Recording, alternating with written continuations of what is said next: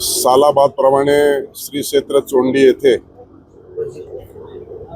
पुण्यश्लोक अहिल्यादेवी होळकर यांची 301वी जयंती होत आहे। आणि या 301वी जयंतीचं वैशिष्ट्य म्हणजे 6 मे 2025 रोजी गेल्या वर्षी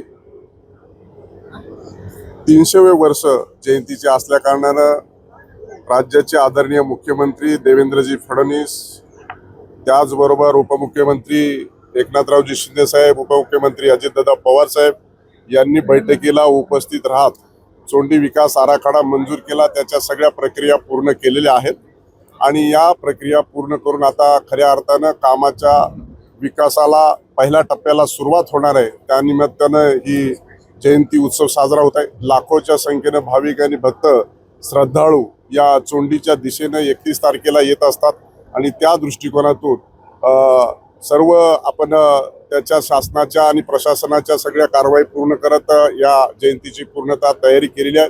राज्याचे आदरणीय मुख्यमंत्री देवेंद्रजी फडणवीस साहेब, उपमुख्यमंत्री एकनाथरावजी शिंदे साहेब, उपमुख्यमंत्री सुनेत्राताई पवार आणि राज्यातल्या मंत्रिमंडळातले अनेक मंत्री देखील या ठिकाणी उपस्थित राहणार आहेत आणि त्यामुळे मी आवाहन करेल की मोठ्या संख्येने या जयंती उत्सव सोहळ्यासाठी उपस्थित राहावं।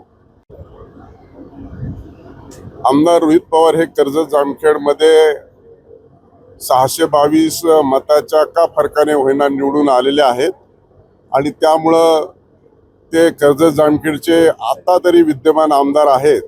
परंतु त्यांनी आता बारामतीच्या बैठका घेतलं हे तर आपण आता विचारत आहात, परंतु त्या खऱ्या अर्थानं ते महाराष्ट्रातल्या कोणत्याही विधानसभेची बैठक घेऊ शकतात। त्याच्यानंतर ते कर्नाटकमध्ये पण गेले, दिल्लीमध्ये पण गेले, हिमाचल का कुठं अजून दुसरीकडे पंजाबमध्ये गेले। त्यामुळे ते राष्ट्रीय तर आहेतच, पण ते आंतरराष्ट्रीय दर्जाचे नेतृत्व असल्या कारणानं कर्जत जामखेडकडे अक्षम्य दुर्लक्ष झालं। ही कर्जत जामखेडच्या जनतेची भावना निर्माण झाली असल्या कारणानं आणि भविष्यात त्यांना काय दिसतंय हे मला माहीत नाही, त्यामुळं ते आता सैरभैर झाल्याची भूमिका यामधून स्पष्ट होते। एबीपी माझा, उघडा डोळे बघा नीट।